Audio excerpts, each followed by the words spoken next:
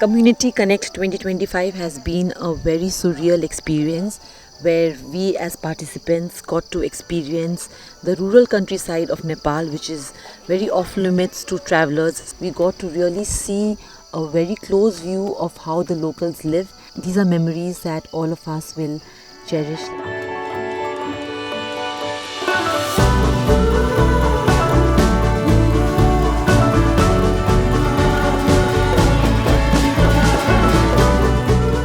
Where I sleep very well between the mountains. It was a beautiful, beautiful view, and we had some nice yoga classes.